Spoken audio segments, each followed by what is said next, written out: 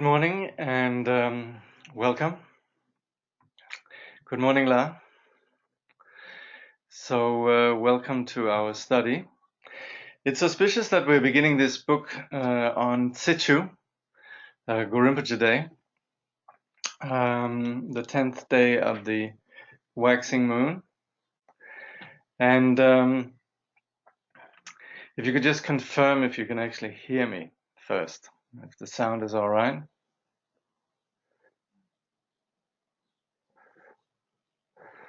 Good morning. Good morning, class. Sound is good? Okay. Loud and clear. Excellent. Okay, great. All right. So we're beginning a study of Steps to the Great Perfection. And as you can see here, this is a text which intends to prepare us for particularly the approach of the Great Perfection. This is where you can say the text originates from, this tradition. But it is a text that is also applicable for any preliminary practice that we're doing. There's nothing in this that is exclusive to the Great Perfection.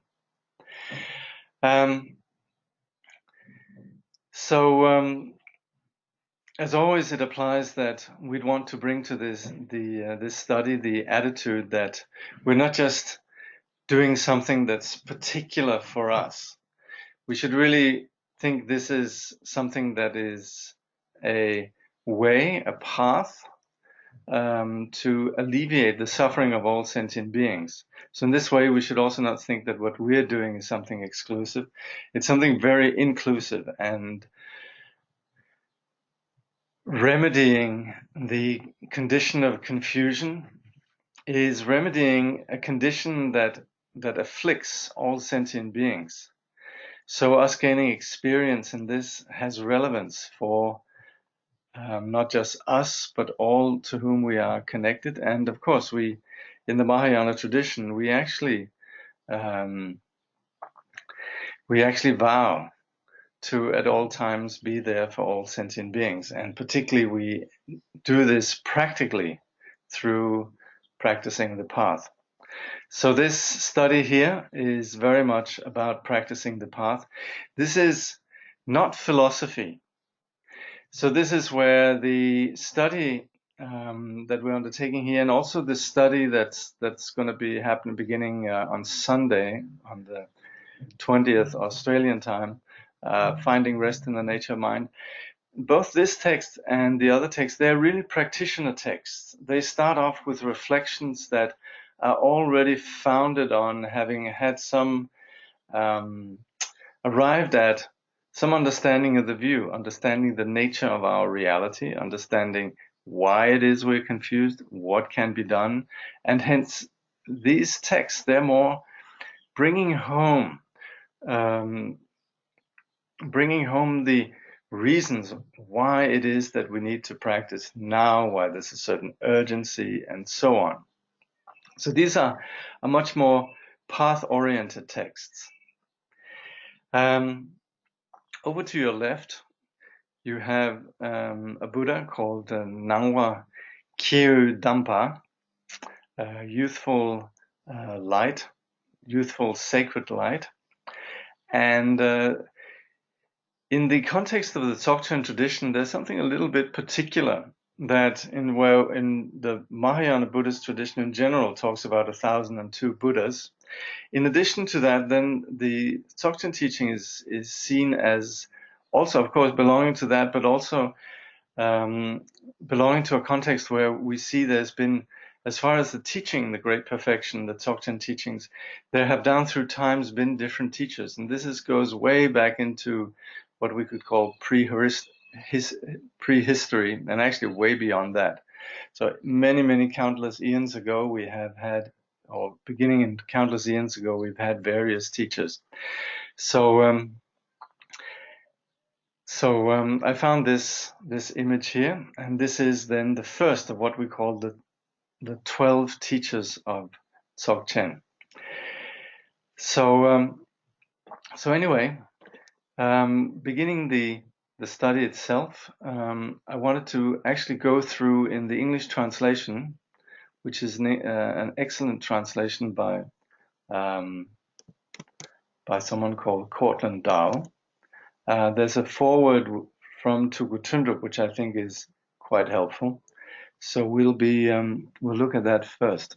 I'm just having to operate a little bit with my technology here.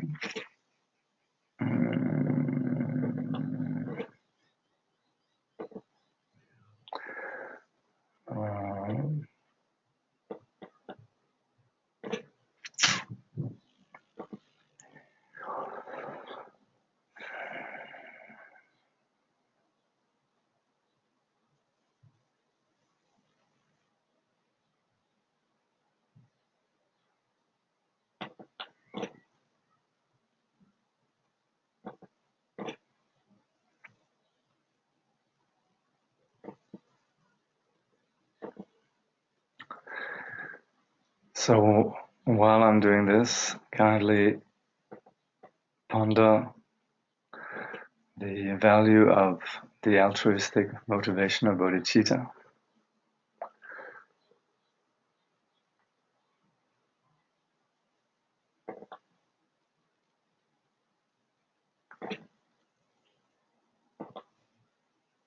Okay.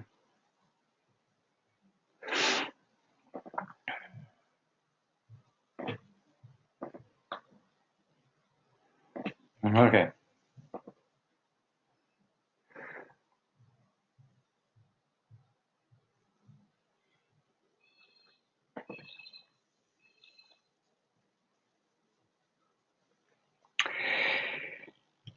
So in here, quote from Longchenpa, these key instructions on the preliminary practice of the 7 mind training serve as steps that lead to the primordial nature. And this is actually also an important point to keep in mind. When we're discussing Dzogchen, we're discussing the possibility of settling into the primordial nature of the mind in a very direct and immediate way. But this doesn't actually, set Dzogchen aside from everything that we refer to as the gradual path. There is a very direct methodology in Dzogchen, but it's founded on the general premises of Buddhism, of course, and also all the various instructions we find in pretty much any other Buddhist tradition. The beauty of the Dzogchen teaching is that there's actually a vision of the unity, the unified intention of all the Buddhist teachings. So nothing is excluded in Dzogchen. And at the same time, basically because of, you could say, the vastness of the scope of Dzogchen, everything is very much seen as steps to this great perfection.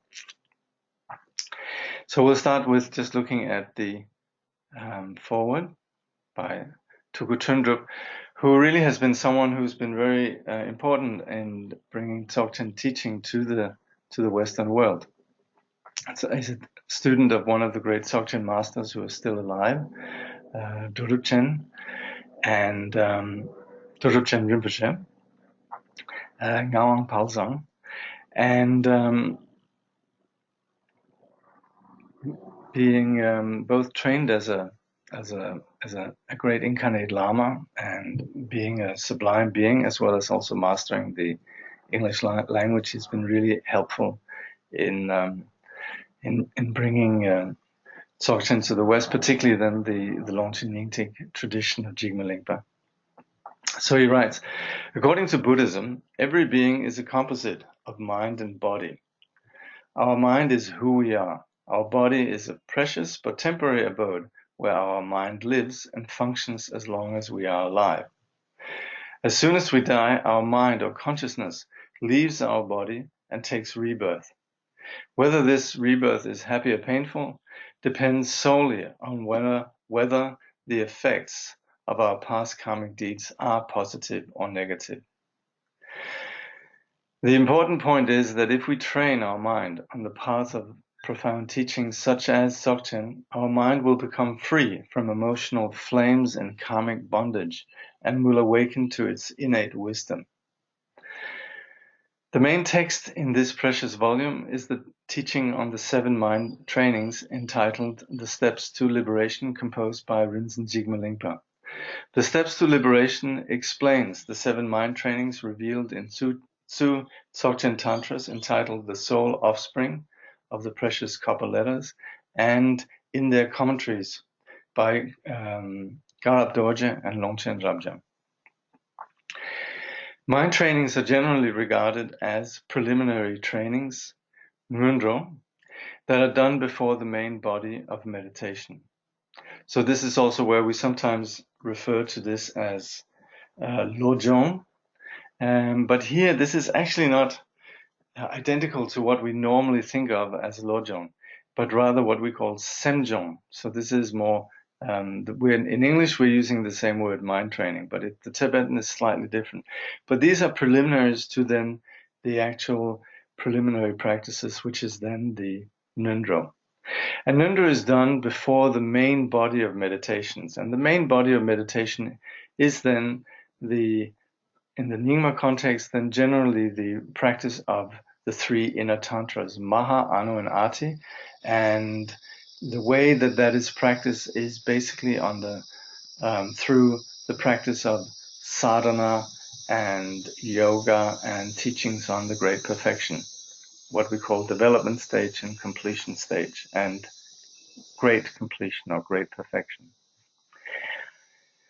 However, as this volume teaches, we can also practice any of the 7 mind trainings as a main body of meditation by uniting it with esoteric meditation instructions, exercises to accomplish higher attainments. So there's never a time that we stop practicing these mind trainings, and also in the mind trainings themselves, particularly in this context, there actually are very profound meditation exercises, particularly in the context of the 7th mind training. Let me summarize how this is done with the first of the 7 mind trainings, impermanence. We first develop a heartfelt experience and understanding that every facet of life and every compounded entity in the world is momentary and changing. We let that heartfelt conviction rouse us to meditate and so on, and pray to the Lama with earnest devotion and genuine trust. We then visualize that a beam of blessing light comes from the Lama's heart. By its mere touch at our heart, our consciousness is freed from our body and united with Guru Padmasambhava in his lotus of light, Pure Land, of the threefold Buddha bodies. With loving kindness and compassion to all, we develop confidence that we have attained the power to lead all beings to the attainments that we have reached. We then mindfully rest in the state that is fully open. So as you can see here, this is premised some familiarity with Vajrayana methodology, and within the context of being a student of Tsongsa Khyentse Rinpoche and other Tibetan Lamas, hopefully you have had the opportunity to become familiar with some of these methods of practice and also understand how this actually works. Also, in terms of ideas like precious human rebirth, which is referred to here, having been born a human and all of that is sort of taken for granted that we already have an understanding of that. And that is what renders this kind of practice a little bit advanced, because it assumes that even though we who come from a modern culture where you certainly don't speak about reincarnation, you don't really attribute, you could say, primacy to the role of consciousness in terms of our reality. This kind of study actually assumes that you have already clarified that, and certainly within Siddhartha's intent and also a lot of the programs that I do myself, we offer the, you could say, theory and the logic and the science that establishes this, because of course we live in a materialistic culture where all of this is very unknown. So it is very important for us modern people to really be clear on the reasoning and the logic that this path is founded upon. But in this context, then, we are really within the depth or within the heart of Vajrayana and Dzogchen practice, and these various references to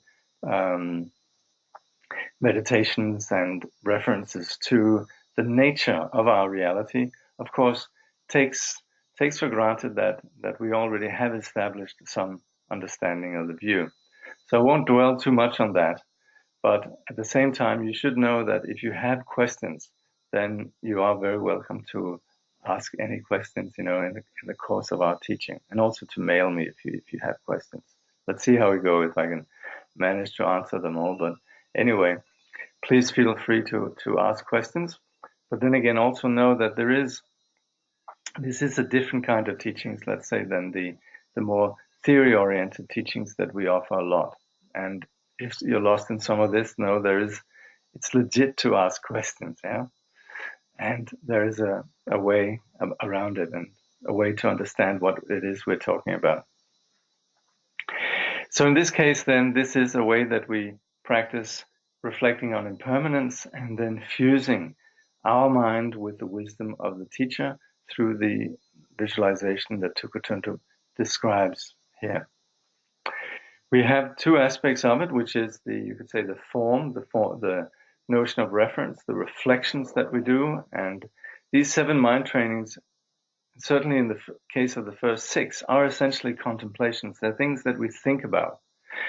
We very often think of meditation as just settling the mind and training and letting go of thoughts.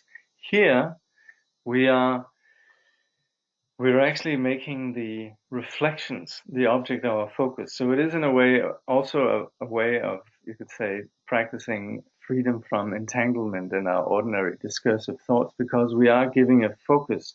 But in this case, the focus is actually reflection. It is thinking. So in this case, then, the initial, you could say, shamatha aspect is reflecting on the impermanence and then fusing with the teacher. And the vipassana, or the completion stage aspect, is then resting in the fully open state. So Tukutuntu then continues, it is thanks to impermanence that we can improve our lives and attain the highest goals. When we truly realize that everything is impermanent, our mental attachments and aggressions spontaneously fade away. It opens us to esoteric meditations and realizations, such as pure perception, devotion, and unity with the true nature. Now, esoteric here doesn't necessarily mean something that is sort of particularly exclusive, but it more means the kind of meditation that's not obvious. And it is more along the lines of having gained some experience on the path.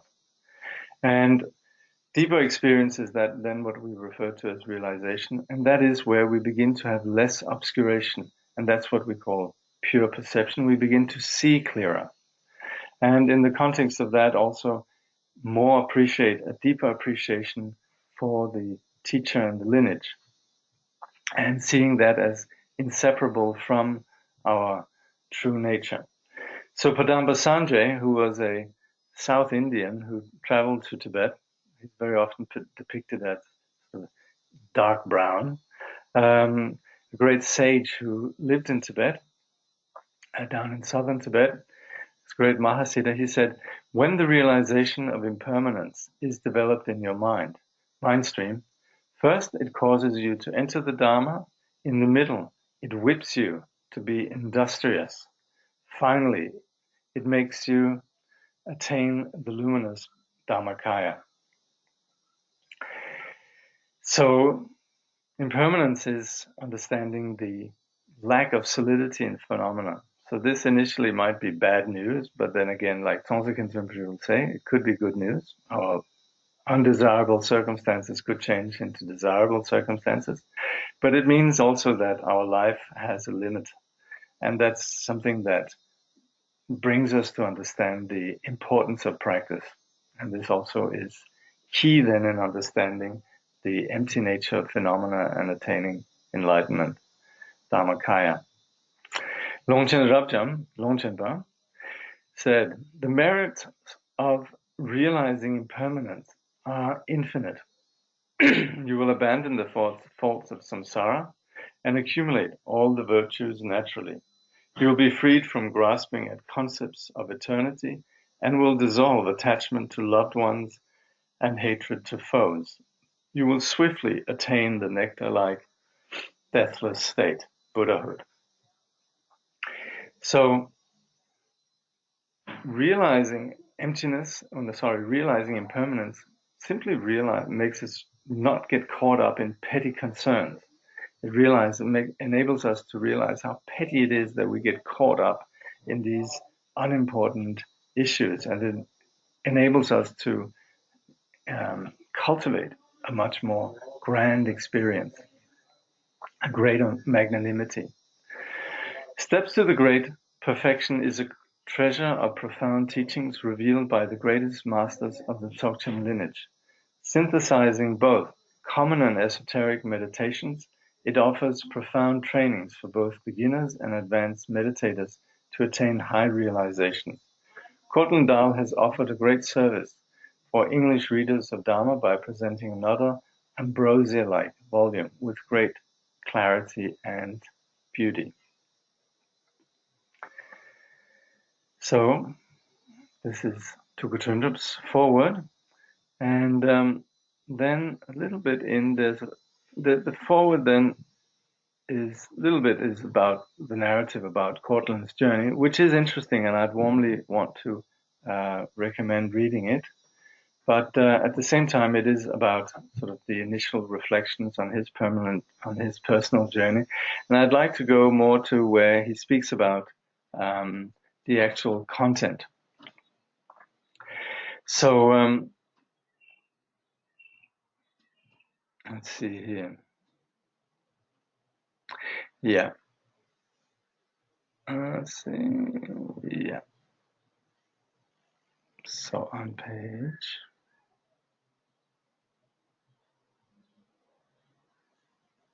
So, yeah. So Cortland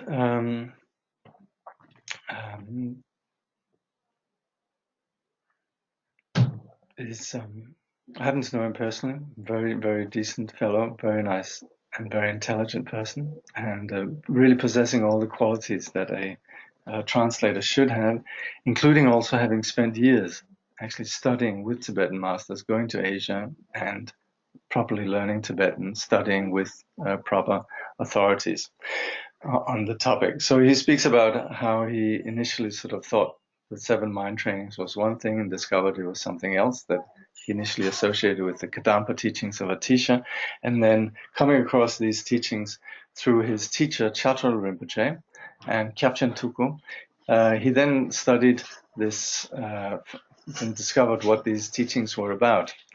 And so that's where he then says, I spent more time reading Jigme Lingpa's commentary on the 7 points of mind training with Khenpo Sherab Zangpo.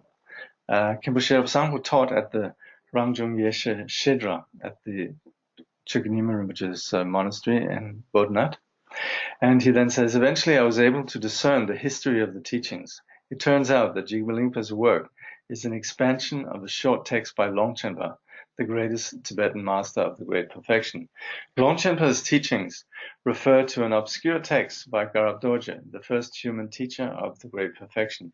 And Garab Dorje's teachings, in turn, are a commentary on a single line from the Tantra of the Soul Offspring, the root text of an important cycle of teachings that were brought to Tibet in the 8th century by the Indian master Vimalamitra. So we very often see that in the Tantras, the language is very obscure. And from that, for that reason, we have then expositions from great masters that very often unpack these Tantras. And then again, the way that we practically put these teaching into practice is very often the form of sadhana or instructions. So we very often talk about Yu Lung Menga, Tantra, Agrama, and Upadesha. So here, like it says, this comes from just a single line from the Tantra of the Soul Offspring. Sanje Sechik Gyu. Sanje Sechik Gyu. I found it quite astonishing that a single line from an obscure esoteric text became a precious seed that would eventually flower as the pith advice of three remarkable awakened beings. Later, I would find that other important masters, including Jamyang Khyentse Wangpo and Jamgon Kongtrul, also wrote on these same teachings. Though not often taught, it is clear that these pith instructions inspired some of the most influential masters of the entire Buddhist tradition. So with the reference to Khyentse Wangpo and Jamgon Kongtrul, I think this is then referring to the Chetsun Yingtik, the Tantra from Khyentse Wangpo and the commentary from Jamgon Kongtrul. The teachings on the 7 mind trainings by Garab Dorje and Longchenpa, as well as the Tantra of the Soul Offspring, were included in an important collection of Great Perfection writings by Longchenpa. This collection became known as the Fourfold Heart Essence. In Tibetan it's called Nyingtik Yashi, and is considered the most thorough and authoritative set of texts on the practice of the Great Perfection ever compiled. It contains the Great Perfection instructions that were brought to Tibet by Padmasambhava in the 8th century, a cycle known as the Heart Essence of the Dakinis, Ngondro Nyingtik, and also a set of instructions taught around the same time by Vimalamitra, the Heart Essence of Vimalamitra, Bima Nyingtik. To the root texts of these two traditions, Longchenpa himself added a multitude of commentaries that he wrote himself. Actually, in the context of these 4 sections of the Heart Essence, the 2 first sections are what was just referred to. The 2 following sections are then what is known as the Ngondro Yangtik and the Lama Yangtik. And then in addition, there is something called the Sabmo Yangtik that condenses all 3 of them. But it is true, there are certainly other commentaries as well. And for example, the teachings that on the finding rest in the nature of mind, this is also something we could regard as a commentary on these Heart Essence teachings. The 7 mind trainings that I mentioned above form part of the preliminary practices in the Heart Essence of Vimalamitra. These teachings, both the instructions on the preliminary practices and also those on the various main practices of the Great Perfection, are incredibly precious. In Tibet, they have been carefully preserved for centuries. To the few with the good fortune to practice them, these pith instructions have been taught with the utmost care, often in the context of strict retreat, where they can be integrated with experience under ideal circumstances. Encountering these teachings was seen as an occurrence that is exceedingly rare. Even among the most cherished teachings of Tibetan Buddhism, these particular instructions are held in the very highest regard by practitioners of the Great Perfection. In the pages that follow, you will find translations of the root verse on the 7 mind trainings from the Tantra of the Soul Offspring, along with commentaries on these practices by Garab Dorje, Longchenpa, and Jigme Lingpa. With these translations, you will see the unique perspective that each of these masters brings to the same set of teachings. You will also see for yourself how these teachings have grown from a small seedling into a beautiful flower. Though the fragrance of this flower has most certainly been diminished by my inadequate efforts to render these teachings in English, I sincerely hope that you find them as profound and transformative as I have. Thank you, Cortland. And then he has some acknowledgements here. I'll just run through a couple of them. This work would not have been possible without the blessings of Chaptrul Sangye Dorje Rinpoche. Rinpoche introduced me to the world of the Longchen Yingtik and gave me permission to translate these teachings and to make them available to others. For his boundless blessings and compassion, I will be forever grateful. I am equally indebted to Yongye Mingyur Rinpoche, who has guided my study and practice and given me countless opportunities to deepen my experience of the teachings. I can never hope to repay his kindness. In addition, I would like to thank the following teachers for contributing to this work in various ways. Dzogchen Ponlop Rinpoche, Kyabje Tulshik Rinpoche, Kyabchen Tuku Rinpoche, Matthew Ricard, Semo Saraswati, Shichen Ramjam Rinpoche, and especially Tuku Tunda Rinpoche for writing the foreword to this book. Last but certainly not least, I would like to offer my heartfelt gratitude to Khenpo Sherab Sampo, spiritual director of Bodhicitta Sangha. In addition to deepening my understanding of the Dharma through the many teachings I received from him, Ken Rinpoche sat patiently with me and explained Jigme Lingpa's text line by line when I read it for the first time. Later, I was fortunate to translate for him as he gave these teachings to a small group of students on this very same text. Throughout, I was able to ask him countless questions to clarify difficult passages and explain obscure points in the text. Without his blessings and guidance, translating this work would not have been possible. If anything of the profundity of the Great Perfection teaching has made its way into this book, it is due solely to the blessings of these gifted teachers. I would also like to express my gratitude to all of those who helped improve the quality of this translation. First and foremost, I would like to thank Heidi Nevin for proofing my translation and providing excellent editorial feedback, and Anne Klein for sharing her passion for these teachings and offering helpful suggestions about the translation. Okay, I'll stop here, but I just wanted to include actually this acknowledgement just because it gives some idea of what the process of translation really entails. And it is very difficult just to make a translation, even if you have a good grasp of Tibetan, classical Tibetan. There is a lot that requires working as a group. So it's interesting that so many of the translations that we have, of course, is very much a group effort. And it comes from a humble recognition that translators cannot work on their own. They have to work in groups. And we look at the original translations that were when Indian texts were translated into Tibetan. There was 100 Indian panditas and there was 100 Tibetan panditas. And overall, the really good translations we have nowadays come generally from translation groups. Nalanda Translation Committee, Padmakara Translation Group, Dharma Chakra, and so forth. And as you can see, it involves quite a bit. So just to sort of enhance our appreciation for the products, I would say, I think there's still quite a lot of the excellent fragrance present in this translation.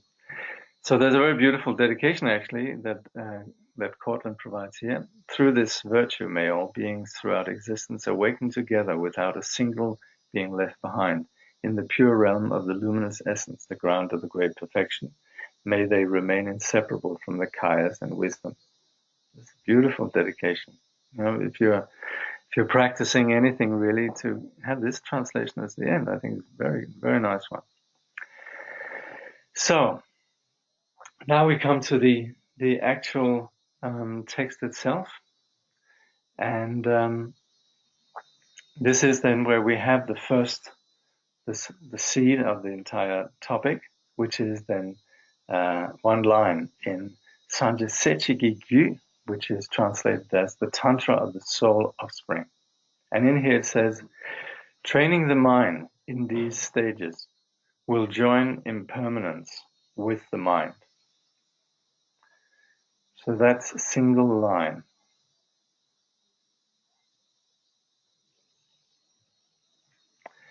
Then there's a commentary by Garab Dorje, and Garab Dorje is generally viewed as the first teacher of the Great Perfection in our world, and we trace the various Great Perfection lineages back to Garab Dorje.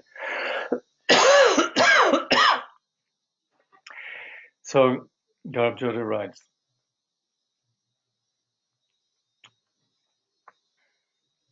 Garab Dorje was a great master who lived in the wake of the Buddha, and was then one of the, he was really an extraordinary person. He was the incarnation of what we call a god, Semlakchen, who had received many teachings from Vajrasattva, incarnated in this world, A bit like the Buddha who was in the Tushita heavens, then passing on his seat to Maitreya, then took rebirth in this world. Then Garbhodja similarly also taking rebirth. Garbhodja then taught the great perfection in this world and was the first master. So the origins of the Dzogchen teaching traces back to India in the very early days of Buddhism and to this great master. The meaning of the line, training the mind in these stages, as we have just seen, is as follows. The mind refers to oneself. Stages refers to the 7 forms of mind training, in which one trains in bodhicitta by contemplating. And here are then the 7 according to Garbhodja. The impermanence of all conditioned phenomena, fleeting and lasting happiness, the various circumstances that can cause death, the pointlessness of all mundane endeavors, the virtues of the Buddha, the Guru's instruction, and non-conceptuality. So those of you who are practicing the Chetsun Nyingtik, you recognize these. In the case of Jigme Lingpa's commentary, he treats it in a different way, so it won't be exactly like this, but at the same time it covers the same topics, coming at it in a different sequence and presents it slightly differently, but basically covering all this ground. So training refers to having practiced each of these mind trainings for 3 or 21 days. The meaning of this will join impermanence with the mind is as follows. This refers to the 7 forms of mind training. So that one word, impermanence. Impermanence means to gain certainty. Join with the mind means that the first training in bodhicitta will turn your mind away from samsara. The second will make you repulsed by suffering. The third will arouse the prerequisite of faith. The fourth will allow you to engage the Guru's instructions. The fifth will give you resolve in meditation. The sixth will keep you from engaging in negative activities. And the seventh will cause your meditative concentration to develop. So these here we actually find how Garbhodja he identifies the value and purpose of each of these 7 mind trainings, and this then explains then the way that Jigme Lingpa, we'll see this later, how Jigme Lingpa treats these topics. So we might come back to these few lines here, but essentially then the point really is the reflection on impermanence that eliminates our attachments, and the joining the mind enables us to train in the path of awakening, bodhicitta.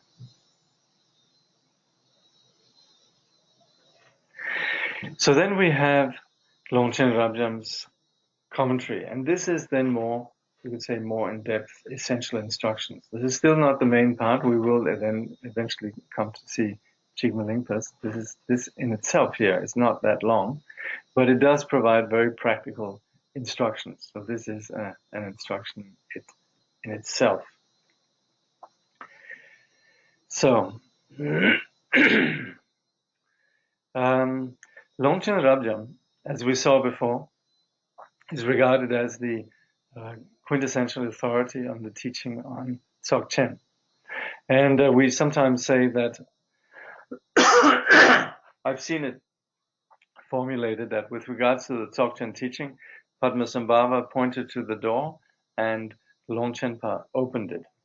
And as we saw in the foreword before, Longchen Rabjam collected 2 main streams of Dzogchen that existed in Tibet, namely the stream that came from Padmasambhava and also the stream that came from Vimalamitra. Padmasambhava's lineage came through treasure teaching. It was the instructions that were given to Yeshe Tsogyal and 1 or 2 people, but then essentially concealed within the mind stream of King Trison Detsen's daughter, Pema Sel. And so her rebirth as someone called Pema Letral Sel then revealed these teachings, passed it on to somebody called Gyaltse Lekdrup, who then passed it on to Longchen Rabjam. Some people will say that Longchen Rabjam himself actually received this directly as treasure teachings, but just due to, you could say, consolidate the auspicious circumstances, he went through the motions of receiving the teachings from Pema Sel through then this master called Gyaltsen Lekdrup. So this is the Padmasambhava's lineage, and then this is referred to as a short, a short treasure lineage. And then we have the long lineage of the great perfection that came from Vimalamitra and basically ran through a lineage of masters down to Longchen Rabjam, where he then received these teachings from his teacher, Rinzin Kumaraja. And another great student of Rinzin Kumaraja was the third Karmapa, Rangjung Dorje. So the Dzogchen teachings existed then within Tibet and was spread very much across various traditions. And so one of the great masters in the great perfection lineage is the third Karmapa, Rangjung Dorje, who also wrote on this, but mainly the sort of great teacher who spread these teachings was Longchenpa.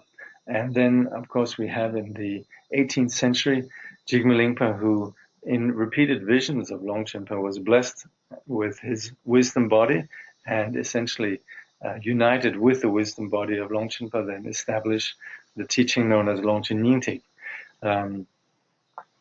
which basically means the vast expanse of, or the heart essence of the vast expanse, but referring to Longchenpa.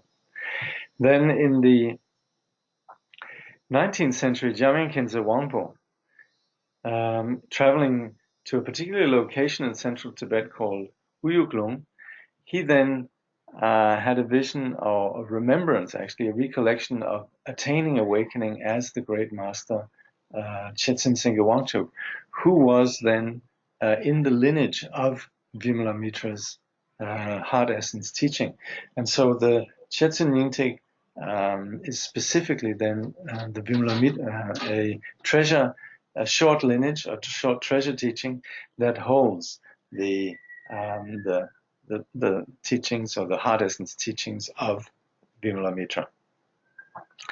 So anyway, Longchen Rabjam is then the great master in the spreading of the great perfection teaching down to our present day. I should say that down to the present day, this comes back from, actually, Longchenpa lived in the 14th century, so it's the teaching of the great perfection has been around for a long, long time, and we have really a legacy or a history of countless masters, men and women, who attained liberation on the basis of these teachings. So Longchen Rabjam writes, to the Guru and Yidam deity, along with a host of Dakinis, I pay homage with the utmost respect in body, speech, and mind. As a way to access the nature of the manifest essence, I will now elucidate the essential instructions of the 5 mind trainings. To enable fortunate beginners to gradually access the nature of manifest awareness, the precious copper letters presents 7 forms of mind training that pertains to the following topics. So this is Tibetan Sanyik Chen, which we find in the heart essence of Vimalamitra. So these are this is from these what we call the 4 sections of the heart essence. So these are impermanence, fleeting and lasting happiness, the various circumstances that lead to death, the pointlessness of all mundane endeavors, the virtues of the Buddha, the Guru's instructions, and non-conceptuality. Now you might wonder, well, the great perfection, isn't this about how everything is naturally perfect and our awareness is naturally free from confusion? Yes, but the great perfection teaching is very compassionate, like all the other Buddhist teaching, taking into account the reality that we humbly need to acknowledge that for the time being, due to our obscurations and due to our habitual patterns and so forth, then we tend to be carried away by superficial concerns. And rather than simply settle into the instructions from the teacher that enable us to connect with this nature, then very often we are distracted by superficial concerns. So a key element in the Great Perfection practice, as in other lineages of practice as well, is really these reflections that you could say stimulate or galvanize or create a strong sense of purpose and determination. And so while the teaching itself, you could say, is aligning ourselves with the yoga of the abiding nature of enlightenment, then the teaching here, the contemplation, is to enable our conceptual mind to actually comprehend the importance of this, and so to inform our choices, our life choices, and our priorities. Then we undertake these reflections. So we begin with contemplating impermanence. Let me just see if there's any questions about what we've done so far. Okay, there are a few questions. Okay.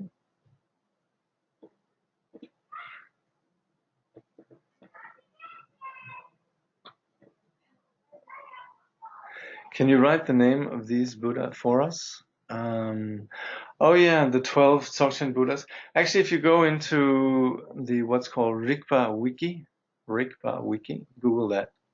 And in there, I think it's called the 12 Teachers. There you have a list of them. And I'll see, I actually have some of these prints, but on the web there's only this one. But I have some others here. I might scan them and we can sort of, I'll maybe put them up as we go along. Tsongtse Khyentse Rinpoche gave some specific warnings about not to listen to any Dzogchen teaching is not authorized by masters, as it can block our path. How these teachings correspond to this quite firm warning. Thanks again. Well, this is really it. To engage in Dzogchen teachings without the preliminary practices could very well be what we generally say is that if we engage in Dzogchen before we're ready, then if we begin to sort of study it and so on, it very often creates preconceived ideas about what, like we say, the nature of mind, right? And we read teachings about it. So the more we've been processed through teachings like this, the more we've been studying this kind of teachings, the more we're ready then for when we actually engage in the what we call the main Dzogchen practice. What we're studying here is not the main Dzogchen practice. This is the preparation to the Dzogchen teaching. So the present teaching you shouldn't worry about. This is actually preparation. And that's also similarly also with the Ngondro teaching. And that's why the Ngondro teaching is so important. It's a bit like it ripens us, and it gives us the actual experiential background foundation for Dzogchen. Whereas just reading some of the Dzogchen instructions, then if we're not ready, then it really just becomes intellectual ideas. So that's why teachings like this, when we're engaging in Dzogchen, is so important. And that's why in the Dzogchen lineage, then there is such an emphasis on the preliminary practices. So yes, this is so true. And however, worry not, this is not Dzogchen main teaching. This is preparation for the Dzogchen teaching. Could you please repeat the whole sentence itself? I'm afraid at this point, I'm not sure which sentence that was. I've been throwing in, the only thing I've been saying a few things in Tibetan, which are just the names of some of these scriptures, in case some of you actually read Tibetan, and then you'll just to give some sense of familiarity. How does Mahamudra relate to this historically? Mahamudra is another lineage that you could say takes the result as the path. Both the Dzogchen teaching and the Mahamudra teaching, we would classify these as Vajrayana, in that they take the result as the path. So there's different lineages. In the case of this lineage here, we talk about a lineage that comes from Samantabhadra through the 5 Buddha families and down to Chana Dorje and Tugara Dorje, whereas the Mahamudra teachings in part come from the Buddha Vajradhara to Nagarjuna, Mitripa, and so on one lineage, and then also another lineage goes from Vajradhara to Tilopa, Naropa, and so on through Vajrayogini. So there are there's different lineages. But when it comes down to the practice, then they're very much seen as, particularly what we call Upadesha Mahamudra, is very much seen as being similar to what in the Dzogchen tradition is called Trekchö. So you'd say, well, there's different lineages, the content, particularly when it's practiced in Tibet in the Nyingma and Kagyu traditions, is there's some overlap.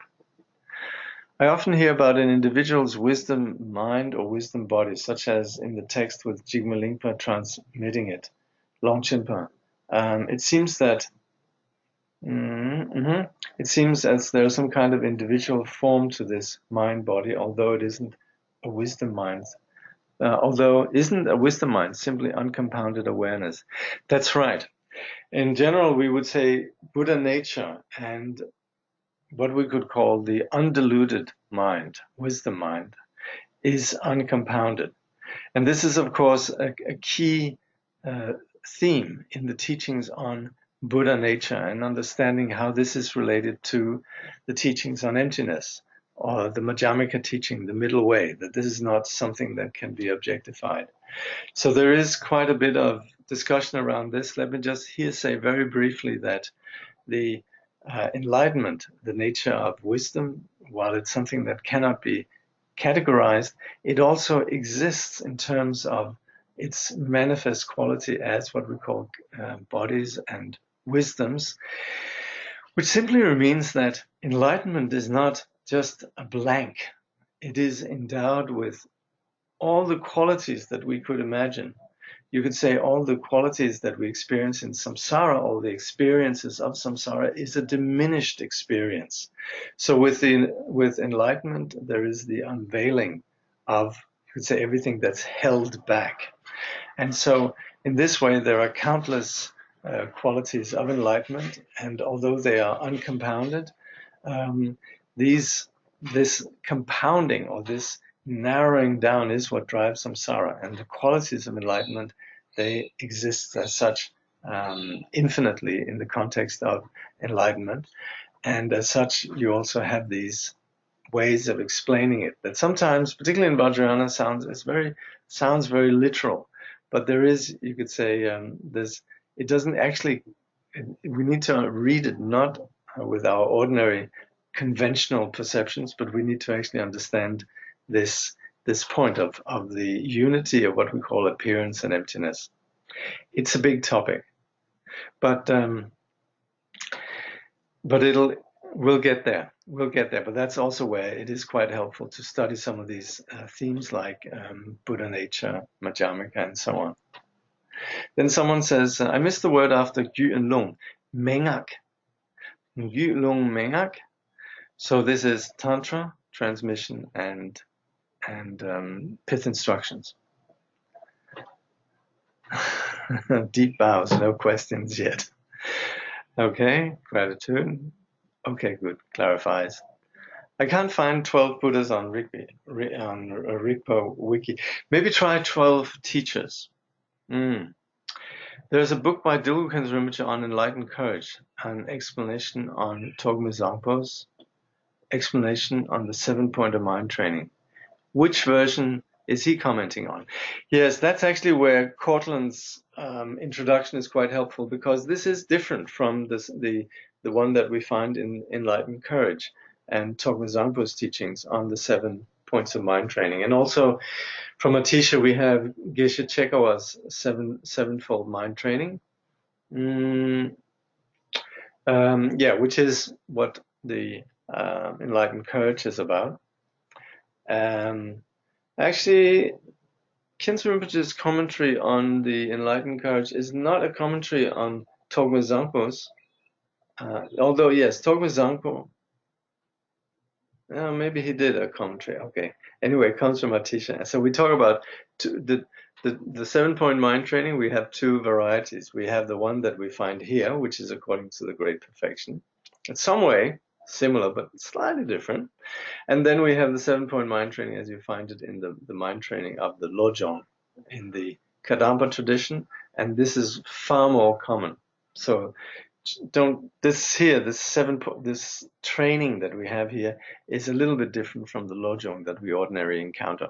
Anyway, if you read Cortland's forward, this will clarify all of that.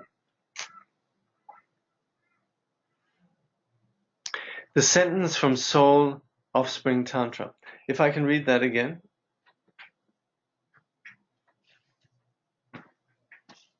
I'll do that. And that is then what is commented on by Longchenpa. It says, training the mind in these stages will join impermanence with the mind. Yeah. Could you please upload the Tibetan text of this teaching as you have? Thank you. Okay, yes, I actually do have it. It's sitting here somewhere. Yeah, there. And what I have so far is Longchenpa's commentary, but I'll go and look for Jigme Lingpa's as well.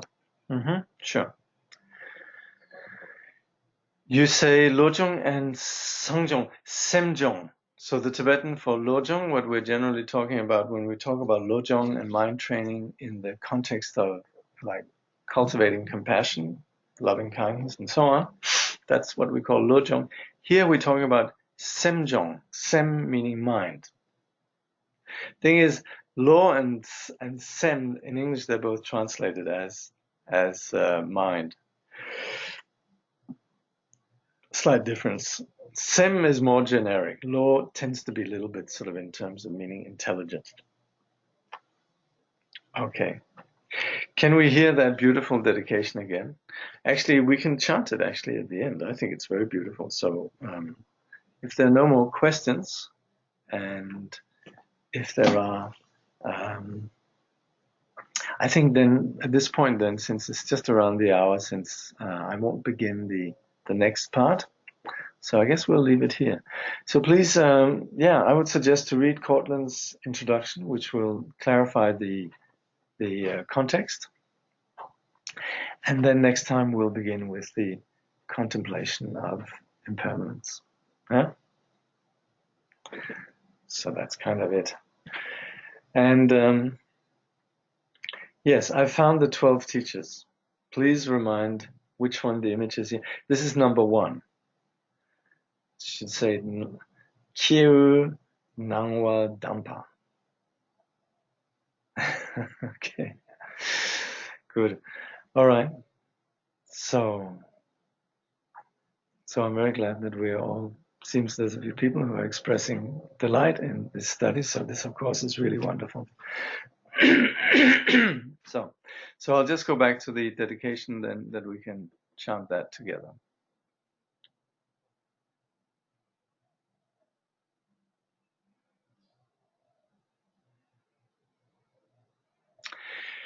Through this virtue, may all beings throughout existence awaken together without a single being left behind, in the pure realm of the luminous essence, the ground of the great perfection. May they remain inseparable from the kayas and wisdoms. Thank you.